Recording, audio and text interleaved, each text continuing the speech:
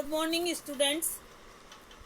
आज हम पढ़ेंगे कक्षा 6 का पाठ 14 और विषय हिंदी।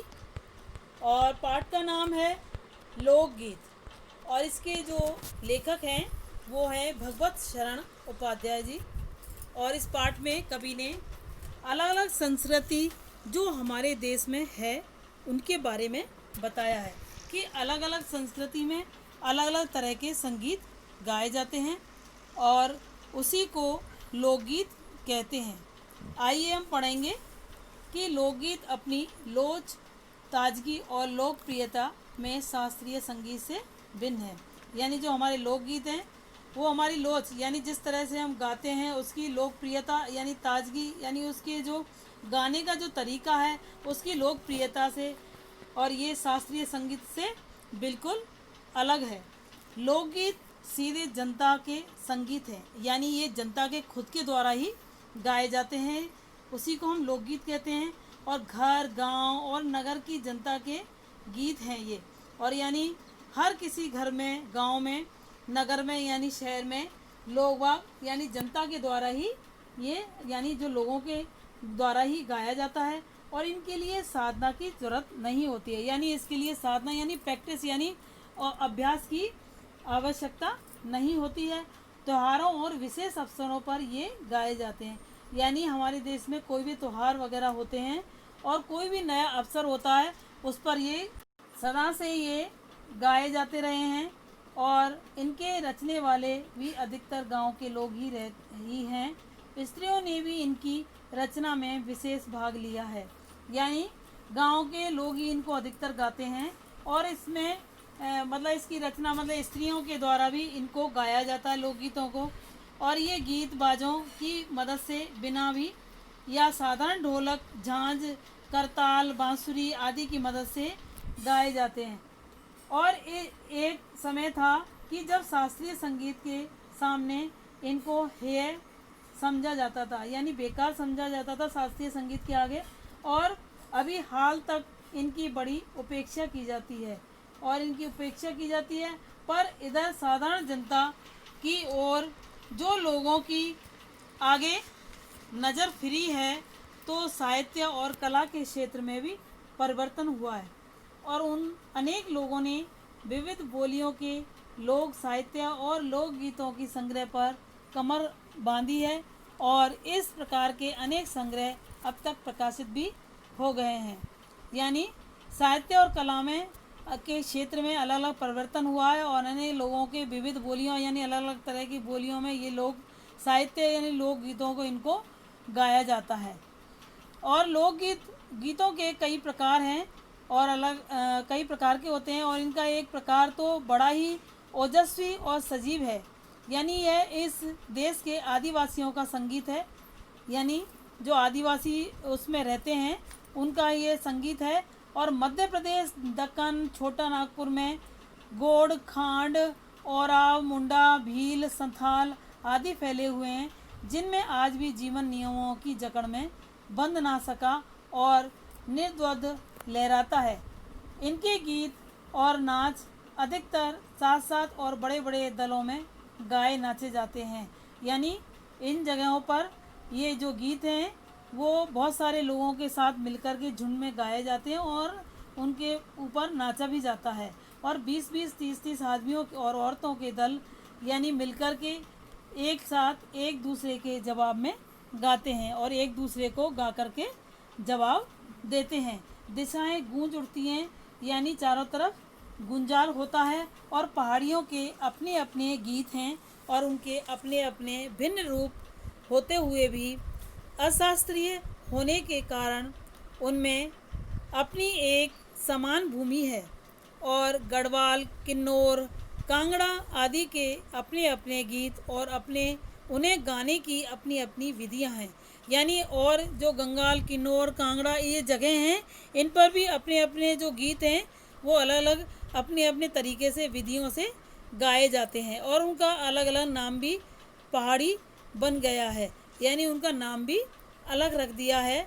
और वास्तविक लोक संगीत देश के गाँव में, देहातों में, यानी जो गाँव के जो देहातों में यानी देहाती लोग जो होते हैं इनका संबंध देहात की जनता से है, यानी इन लोकगीतों का जो संबंध है वो गांव के लोगों से है।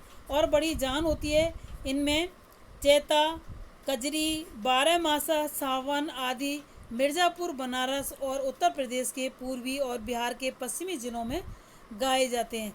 यानी ये जो चैता, कजरी, बारहमासा और सावन के जो होते हैं ये सब इन्हीं जगहों पर गाए जाते हैं, इन जिलों में। और बाउल और भतियाली बंगाल के लोकगीत हैं, यानी बंगाल के जो लोकगीत हैं वो बाउल और भतियाली हैं। पंजाब में मैया आदि इसी प्रकार के हैं। और हीर रांझा, सोहनी महिवाल संबंधी गीत पंजाबी में, और ढोला मारू के गीत राजस्थानी में और बड़े चाव से गाए जाते हैं। यानी पंजाबी में ढोला मारू गीत भी राजस्थान के बड़े चाव से गाए जाते हैं। और इन देहाती गाँव गीतों के रचिता कोरी कल्पना को इतना मान न देकर अपने गीतों के विषय रोज़मर्रा के बहते जीवन में लेते हैं।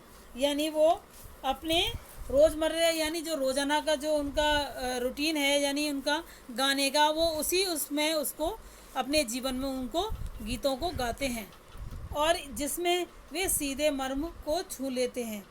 यानी वो उनके जो गाने का जो उनके जो बोल होते हैं वो सच्चाई है, वो उनके शब्दों से उनको जीवन को छू लेते हैं।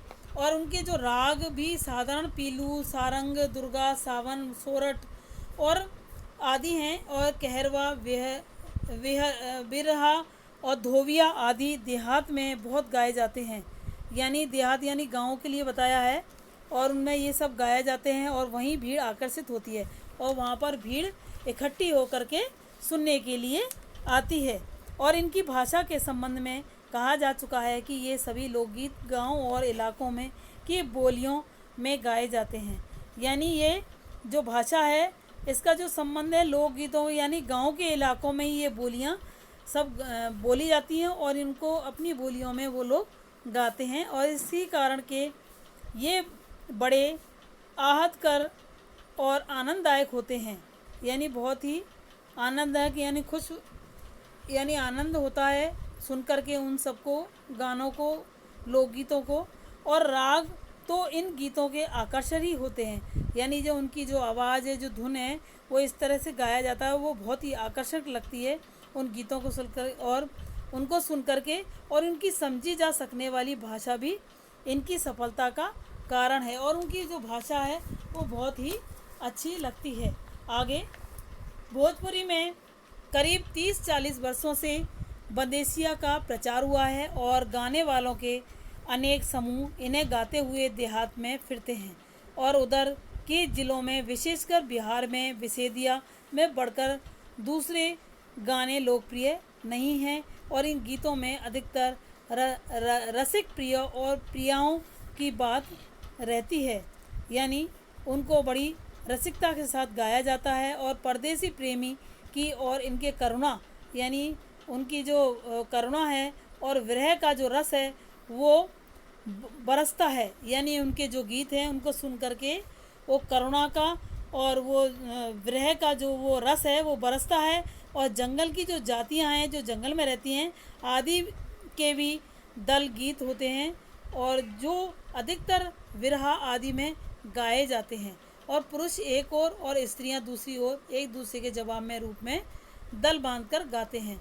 यानी गांव में, यानी जो जंगलों में जो लोग रहते हैं वो दल के अंदर इन गीतों को गाते हैं, और उनके स्त्रियां और पुरुष अलग अलग अपनी अपनी अलग अलग दल बना करके उनको एक दूसरे को जवाब देने के जैसे उन गीतों को गाया जाता है। पर उधर कुछ काल से ये इस प्रकार के दलीय गायन हास्य हुआ है, और एक दूसरे प्रकार बड़े लोकगीत गाने आहला के हैं, और अधिकतर ये बुंदेलखंडी में गाए जाते हैं। और आरंभ तो इसका चंदेल राजाओं के राजकवि जगनिक ने माना जाता है कि जिसने अल्लाह उदल की वीरता का अपने महाकाव्य में बखान किया है। और जब वह पर निश्चय ही उसके छंद को लेकर जन बोली में उसके प्रिय को दूसरी देहाती कवियों ने भी समय समय पर अपने देहातों में भी समय समय पर अपने गीतों को आगे में उतारा है। और ये गीत हमारे गांव में आज भी बहुत प्रिय से गाए जाते हैं। यानी हमारे जो गांव हैं उनमें आज भी इन लोकगीतों को बहुत प्रेम से गाया जाता है। और इन्हें गाने वाले गांव ढोलक के लिए गाते फिरते हैं और ढोलक लेकर के गांव गांव में गाते फिरते हैं। और इसी की सीमा पर उन गीतों का भी स्थान है और जिन्हें नट रस्सियों पर खेल करते हुए गाते हैं। यानी जो नट होते हैं वो जो रस्सियों पर जो खेल दिखाते हैं वो भी इन्हीं गीतों को गाते हैं। और अधिकतर ये गद्य पदात्मक है और इनके अपने बोल हैं, यानी इनके बोल अपने हैं। और अनंत संख्या अपनी देश में स्त्रियों के गीतों की है और हैं तो वे गीत भी लोक गीत ही, पर अधिकतर इन्हें औरतें ही गाती हैं। यानी अनंत संख्या में, यानी बहुत सारी संख्या में देश की जो स्त्रियां हैं इन गीतों को गाती हैं। और ये गीत भी लोकगीत की तरह ही अधिकतर इन्हें औरतें ही गाती हैं और इन्हें सिरजती भी अधिकतर वही हैं। और वैसे मर्द रचने वालों या गाने वालों की भी कमी नहीं है, यानी और आदमी भी इनको जो गाते हैं उनकी भी कमी नहीं है। पर इन गीतों का जो संबंध है विशेष स्त्रियों से है और इन गीतों का जो लोकगीतों का जो संबंध है वो स्त्रियों से है, क्योंकि ये स्त्रियों के द्वारा ही अच्छे लगते हैं गाकर। और इस दृष्टि से भारत इस दिशा में सभी देशों से भिन्न है, क्योंकि संसार के अन्य देशों में स्त्रियों ने के अपने गीत मर्दों या जनगीतों से अलग और भिन्न नहीं है, मिले जुले ही हैं, यानी मिलते जुलते हैं स्त्री और मर्दों के जो लोकगीत हैं। त्योहारों पर नदियों में नहाते समय के और नहाने जाते हुए राह के और विवाह के मटकोड़ जन्योर जोनार के, यानी जोनार मतलब जो खाना किया जाता है उसके, यानी जब नहाने के लिए राह में जब जा रहे होते हैं और विवाह के समय और जो खाना खाते उस समय, और संबंधियों के जो प्रेम युक्त जो गालियाँ होती हैं वो अलग गाए जाते हैं। और जन्म और आदि सभी अवसरों पर अलग अलग तरह के गीत गाए जाते हैं। यानी जब जन्म होता है उस टाइम पे भी, उन अवसरों पे भी ये गीत औरतों के द्वारा, स्त्रियों के द्वारा गाती हैं। और इन अवसरों पर कुछ आज से ही नहीं, बड़े आगे प्राचीन काल से ही ये गाती हैं, यानी प्राचीन काल से ही ये गीत गाए जाते हैं। और महाकवि कालिदास आदि ने भी अपने ग्रंथों में उनके गीतों का हवाला दिया है। और सोहर बानी सहरा आदि अनेक अनंत गानों में से कुछ हैं। वैसे तो 12 मासे पुरुषों के साथ नारियां भी गाती हैं, यानी जो 12 मासी गाई जाती है वो पुरुषों के यानी आदमियों के साथ औरतें भी गाती हैं। और एक विशेष बात यह है कि नारियों के गाने साधारण अकेले नहीं गाए जाते हैं, यानी एक अकेली नहीं गाती है, सब मिलकर के साथ गाती हैं और दल बांधकर गाए जाते हैं और अनेक कंठ एक साथ फूटते हैं। यानी कई सारी जो औरतें जो मिलकर गाती हैं वो उनकी जो कंठ होता है, यानी उनकी जो बोली आवाज़ होती है वो सबकी एक जैसी होती है। यद्यपि अधिकतर उसमें मेल नहीं होता और फिर भी त्योहारों और शुभ अवसरों पर वे बहुत ही भले लगते हैं, यानी बहुत ही त्योहारों पर और अवसरों पर अच्छे लगते हैं। और गाँव और नगरों में गायिकाएँ भी होती हैं जो विवाह जन्म आदि के अवसरों पर गाने के लिए बुला ली जाती हैं, यानी जो गाने वाली गायिकाएँ होती हैं उनको भी इन अवसरों पर विवाह जन्म आदि पर बुला करके भी गीत गवाए जाते हैं। और सभी ऋतुओं में स्त्रियां उल्लसित होकर यानी खुश होकर के दल बांधकर गाती हैं, यानी मिलकर के गाती हैं। पर होली बरसात और कजरी आदि तो उनकी अपनी चीज़ है।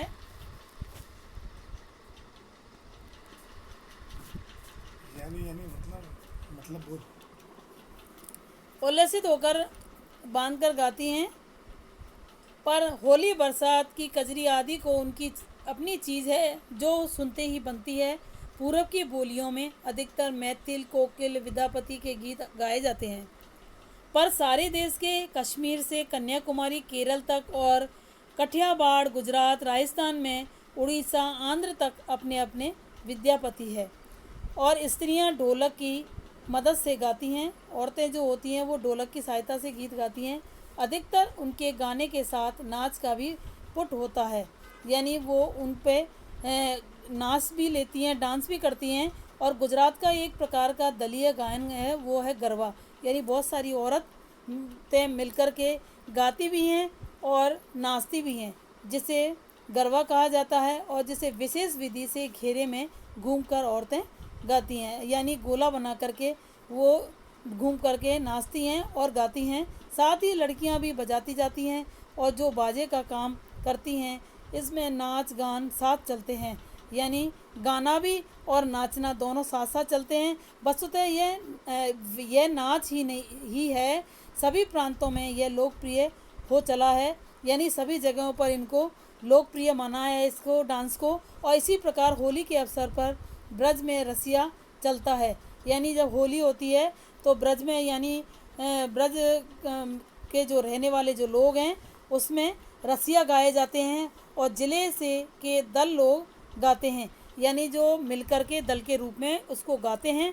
स्त्रियां विशेष तौर पर गांव के गीतों के वास्तव में अनंत प्रकार हैं, और गांव के जो गीत हैं वो अलग तरह के हैं, अनंत हैं, मतलब बहुत हैं। जीवन जहाँ इटला इटला कर लहराता है, और वहाँ का जो जीवन है इटला यानी इतरा इतरा करके लहराता है, वहाँ भला आनंद के स्रोतों की कमी हो सकती है क्या? मतलब वहाँ आनंद के स्रोत की कोई कमी नहीं होती है, और उद्दाम जीवन के ही वहाँ के अनंत संख्यक गाने प्रतीक हैं, यानी वहाँ पर जीवन में बहुत ही अनंत यानी बहुत सारी संख्या में गाने गाए जाते हैं।